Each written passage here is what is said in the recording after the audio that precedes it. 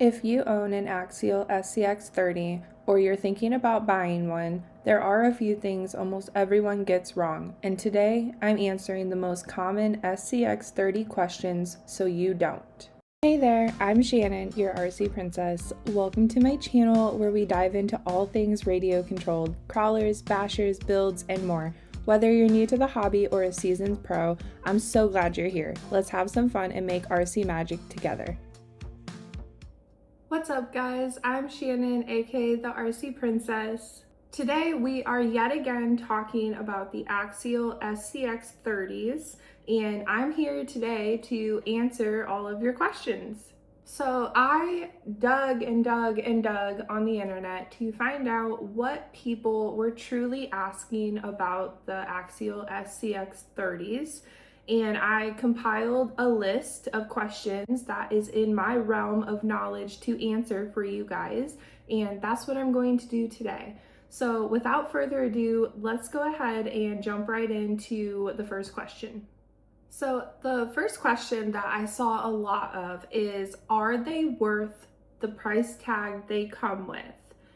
I guess this depends person to person. So I'm going to base my answer completely off of my opinion, my experience. I do have experience with all three of them. To answer that question, yes, 100% in my opinion, they are worth the price tag. I know $100 is a lot of money. I understand that, but the value that you get for $99.99, it is unreal. So not only does the Jeep and Bronco have the same motor as the 24 scales, since they are so much smaller and lighter, they're almost better than the 24 scales. Also, when the 24 scales came out, everyone was excited because they were finally like an indoor crawler, a desk crawler, and that is still true. These really take the cake. They really kick the 24 scales out of first place. It is currently winter and it's not nice out, and I have been playing with the 30 scales in the house all winter long since I have owned them, and I can tell you they are a blast. For the $99.99 price tag, you get the angled skid plate, which I have touched on that in previous videos so many times because I really do think it adds to the crawling performance. Even if you get hung up, the Jeep and the Bronco tend to get a little more hung up at times just because they do not have the ground clearance that the K10 has. And I really think the saving grace is that angled skid plate. So while the K10 has a 65 turn motor and the Jeep and Bronco have an 88 turn motor, you're still getting a really nice motor, Spectrum electronics, angled skid plate, 25mm shocks, 28mm shocks. You're getting a really good product for a low price. Also, for that price tag, you are getting a very scale looking microcrawler. So yes, 100% in my opinion, they are so worth the price tag. The next question I saw a lot is, are they good for beginners and kids? So let's unpack that a little bit. Beginners, absolutely. They are going to give you the crawling confidence without being heavy enough or fast enough to really break anything. I mean, they are fragile. Well, they're not fragile, but they can be broken, you know, just as easy as a 10th scale or an 18th scale. So, I mean, yes, there is risk of breaking, but nothing crazy. My point being is you're not going to be able to go fast enough or to fall over. They're not heavy enough to break something just by simply doing that. So beginners, heck yes, I think they are great for beginners. Now, as far as kids, on the box, it says they are not recommended for children 14 and under. And I'm not exactly sure why. If I had to guess, it would be because of small parts. They have really tiny screws, really tiny accessories. So I don't work for Axial. I'm not sure why they put 14 plus on the box, but if I had to guess, that would be why. In my opinion though, I think they're great for kids with supervision, of course. My son loves to run these, and I really don't have a fear that he's going to break them. Whereas his 10th scale TRX4, he drove down a ravine and my husband had to go get it because Lord knows I wasn't.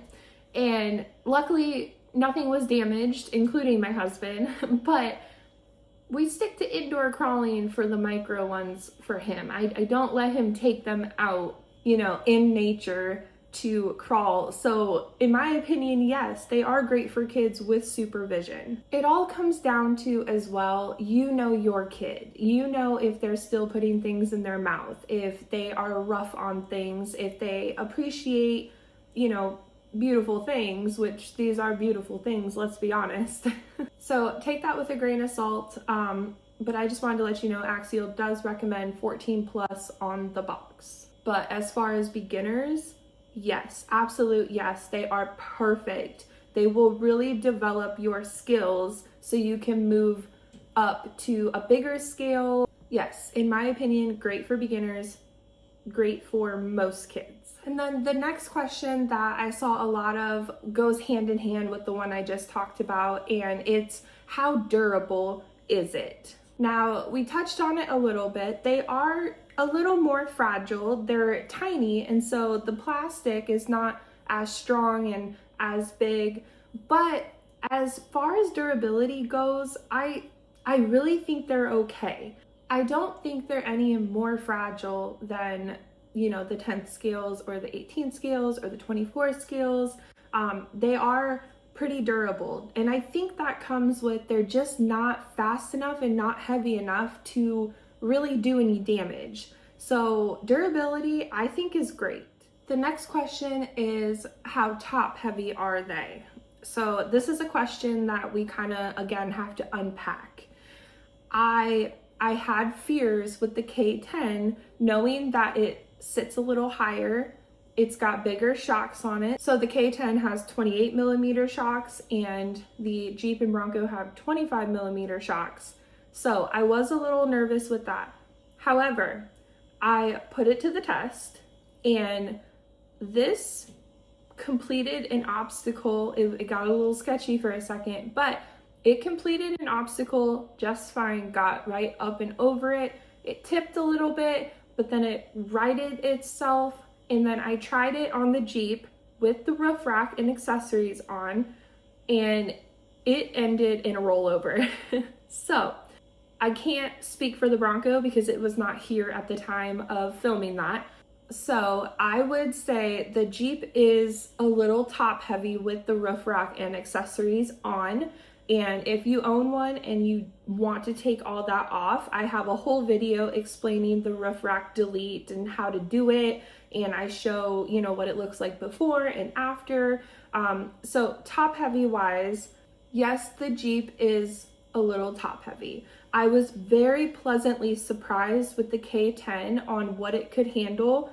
And I really think that comes from, yes, it sits higher, but it's also a little wider, so it gives more contact surface area. So yes, the Jeep is a little top heavy. The K10 seems to do just fine, and then the Bronco is somewhere in between that. I have rolled that one too. So they are a little top heavy, but I wouldn't say anything crazy. Another question I saw was what motors do they come equipped with? And at first, I was scratching my head. I'm like, why is somebody even asking this? And at the time of unboxing the Bronco, I didn't have the K10. I knew nothing about it. Wasn't even sure it was going to be added to the collection. Well, here she sits. And when I got my hands on it, that's when I realized that Axial changed the motor between the Jeep and Bronco and then the K10. They actually made quite a few changes. I believe I have a video out on what changes they made, so I will go ahead and leave that in the description box for you guys so you can check it out if you're interested. So like I touched on earlier, the Jeep and Bronco have an 88 turn motor and the K10 has a 65 turn motor. And as I stated in that video, so I was a little concerned that they added speed and took crawling performance away, because normally that would mean more speed, less torque, and less speed, more torque. I noticed a slight difference in speed, like throttle control, a slight. It's not even really worth mentioning. That's how slight it is. So I do not think that they added speed and took away from crawling performance. I think they gave you the best of both worlds. And I'm kind of glad that they changed it. I'm glad they gave us both options. And again, this kind of just goes hand in hand with the last question, but all three of them have brushed motors. And people were asking, like, is it worth it to put a brushless in?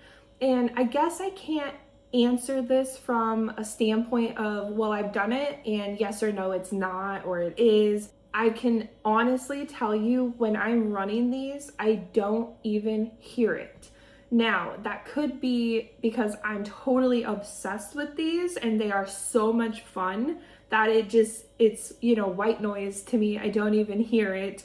However, I do not see a need to put a brushless in. I think if you're going to do that, it's going to be based purely on personal opinion and, you know, because you want to tinker with it. I do not see a need to put a brushless system in. I just don't. These are awesome crawlers as they stand. And another question I saw was, can they be used indoors? And again, we touched on this one already. I actually haven't used mine outdoors. It's been winter time and I don't like to be cold, so I have only played with them indoors. So yes, they are totally fine to run indoors. You're probably not going to do much damage if you run into anything.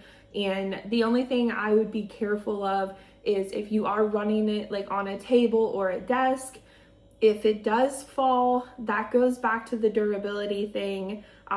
They are so light and tiny that you may break a light or an accessory or something along those lines, but yeah, they're totally fine to play with indoors. Go ahead and hit that thumbs up button icon if you own an Axial SCX30, and then go ahead and leave a comment down below on which one you own. If you own 1 out of the 3, 2 out of the 3, or you own all 3, go ahead and leave that in the comments below. So the next 2 questions I'm just going to combine because they really fit together, and that is, are parts hard to find? No, not at all. Axial and Traxxas really do a good job of pretty much being everywhere. I mean, it does depend on your local hobby shop and what they want to keep in stock, but every hobby shop for the most part that I've been to has had Axial parts and Traxxas parts, and they're a really good company, and the parts are not hard to find whatsoever. And also, you know, they have a website, so you can go there and go ahead and find them. Now, the next part of that question is, are they fun stock or do they need upgrades? I'm going to be completely honest with you guys.